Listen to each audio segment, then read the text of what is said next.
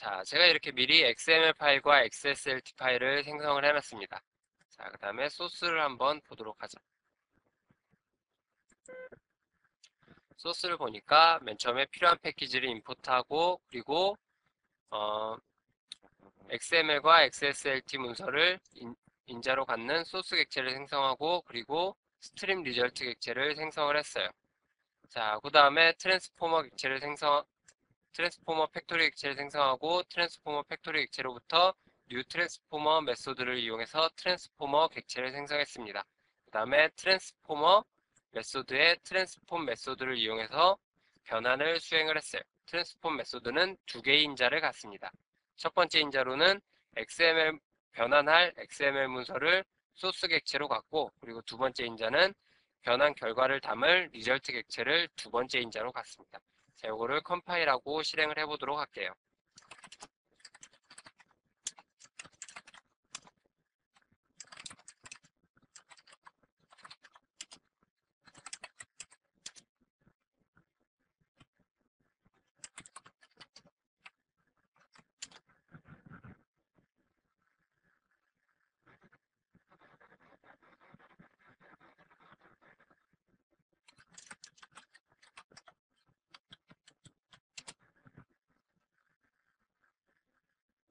자, 이제 컴파일이 성공적으로 끝났습니다. 자, 컴파일된 디렉토리를 보니까 자, catalog.html이란 파일이 생성이 됐어요.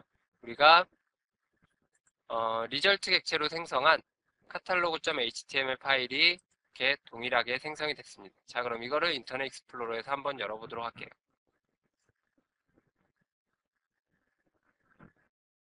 자, 인터넷 익스플로러를 여는데 조금 시간이 걸리고요. 자, 이렇게 catalog.html 파일을 열어보니까 이렇게 XML 파일과 XSLT 파일을 가지고 변환된 결과물이 HTML 파일로 출력된 것을 확인을 할 수가 있습니다. 자, 이렇게 스트림을 이용한 변화는 굉장히 간단하죠. 자, 이 스트림을 이용한 변화는 주로 여러분들이 웹에서 굉장히 많이 사용될 수 있는 기법이에요.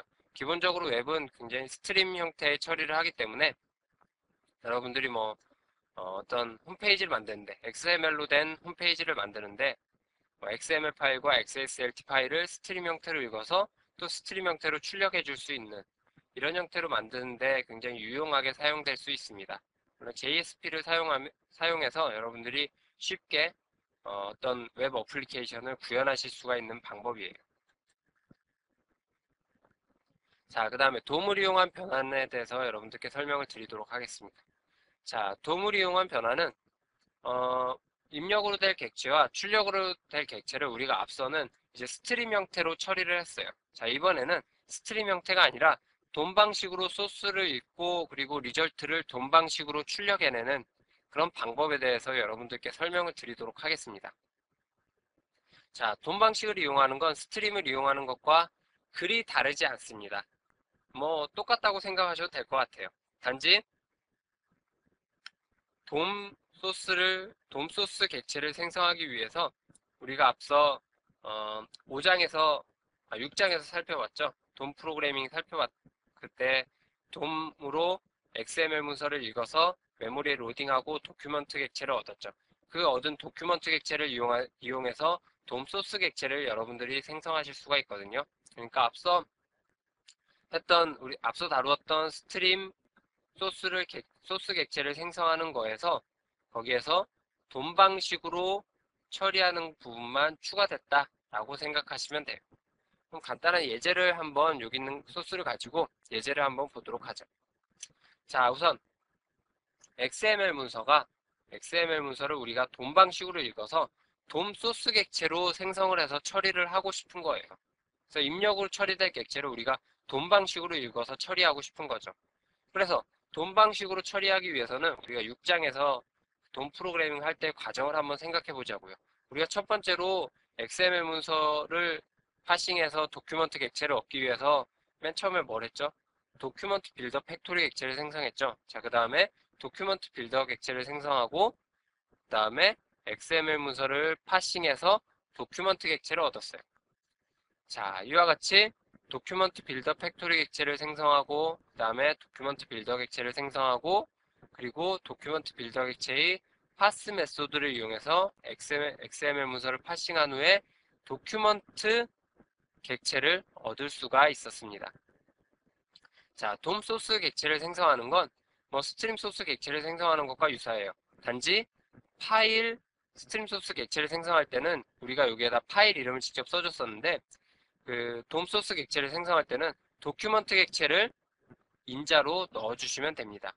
돔 소스 객체를 생성하는 생성자에 인자로 이렇게 도큐먼트 객체를 넣어주시면 돼요. 그러면은 돔 소스 객체 형태로 이제 XML 문서를 처리하게 됩니다. 자, 그 다음에 XSLT 파일은 스트림 소스 형태로 그냥 생성을 했어요.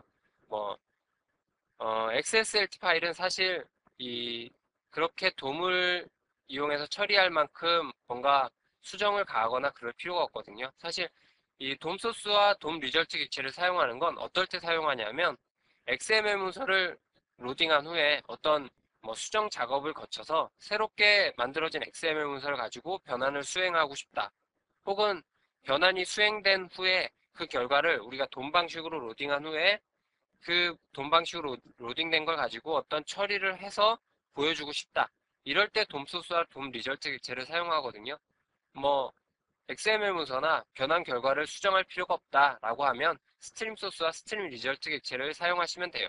근데 우리가 돔 소스와 돔 리절트 객체를 사용한다는 것 자체는 XML 문서에 어떤 처리를 가하거나 혹은 변환 결과에 어떤 처리를 가하거나 할 때 이제 돔 소스와 돔 리절트 객체를 사용합니다. 근데 XSLT 파일 같은 경우는 어떤 뭐 변환의 여지가, 그러니까 돔 방식으로 읽어서 변환을 할 여지가 그렇게 많지 않기 때문에 제가 스트림 소스 형태로 그냥 읽어서 처리하도록 이렇게 작성을 해봤어요. 자, 그래서 어쨌든 XSLT는 지금 스트림 소스 객체로 생성을 했습니다. 자, 그리고 이제 출력 결과를 담을 리절트 객체를 돔 리절트 객체로 생성을 했어요.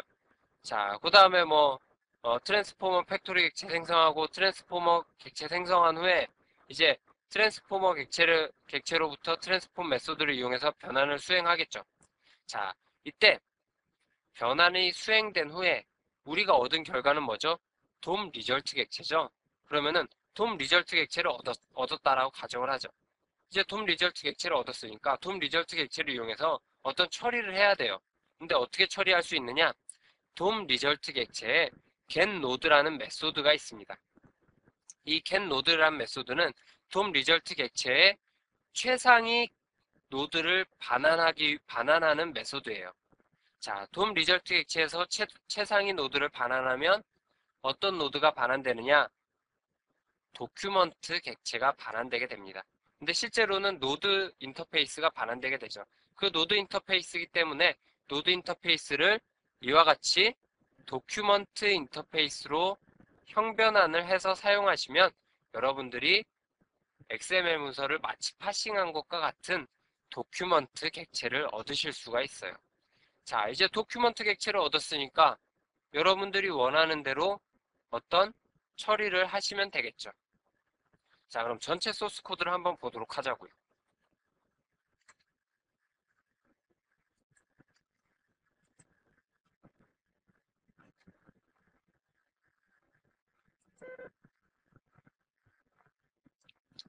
자, 전체 소스 코드는 이와 같습니다.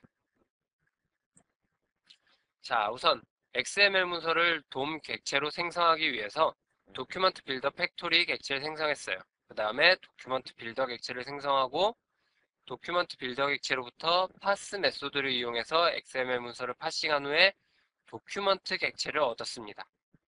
자, 그 다음에 돔 소스 객체를 생성해야겠죠. 돔 소스 객체를 생성할 때는 도큐먼트 객체를 인자로 갖습니다. 그렇게 해서 XML 문서를 우리가 돔 소스 객체 형태로 생성을 했어요. 자, 그 다음에 XSLT를 인자로 갖는 스트림 소스 객체를 생성했습니다. 자, 그 다음에 변환 결과를 담을 돔 리절트 객체를 생성했어요. 자, 이제 변환을 수행해야겠죠. 그래서 트랜스포머 팩토리 객체를 생성하고 XSLT 소스 객체를 인자로 갖는 트랜스포머 객체를 생성했습니다. 자, 그 다음에 트랜스포머 객체의 트랜스폼 메소드를 이용해서 변환을 수행하시면 되겠죠. 자, 트랜스폼 메소드는 두 가지 인자를 갖는다 그랬어요. 첫 번째는 XML 문서의 소스 객체, 그리고 두 번째 인자는 변환 결과가 담길 리절트 객체. 자, 그래서 트랜스폼 메소드의 첫 번째 인자로는 돔 소스 객체를 인자로 줬고, 그리고 두 번째 객체로는 돔 리절트 객체를 인자로 줬습니다. 자, 그럼 변환이 수행된 후에 변환 결과가 돔 리절트 객체에 담기겠죠. 자, 이제 그럼 변환 결과가 돔 리절트 객체에 담겼으니까 이제 돔 리절트 객체를 이용하는 방법만 알면 돼요. 돔 리절트 객체에 getNode라는 메소드를 이용하면 변환 결과의 최상위 노드를 얻을 수가 있습니다. 최상위 노드는 뭐죠? 우리가 XML 문서를 파싱했을 때의 최상위 노드는 도큐먼트 인터페이스죠. 자, 그렇기 때문에 우리가 얻은 최상위 노드를 도큐먼트 인터페이스로 형변환을 하면 도큐먼트 객체를 얻을 수가 있어요. 자, 그럼 도큐먼트 객체를 얻었으니까 도큐먼트 객체를 여러분들이 원하시는 대로 수정을 가하시면 되겠죠. 자, 여기서는 제가 단순히 변환 결과의 도큐먼트 객체로부터 도큐먼트 엘리먼트를 얻고 도큐먼트 엘리먼트에 이름을 출력하도록 작성을 했어요. 자, 그래서 이 파일을 가지고 한번 실행을 해보도록 하겠습니다.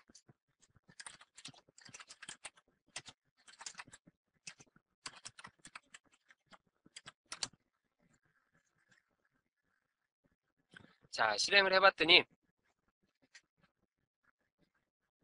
변환이 성공적으로 이루어졌습니다 라는 메시지가 나오고, 변환 결과에 도큐먼트 엘리먼트를 얻어서 그 엘리먼트의 이름을 출력해봤더니 루트 엘리먼트의 이름은 HTML이다 라는 결과가 이와 같이 출력이 됐습니다.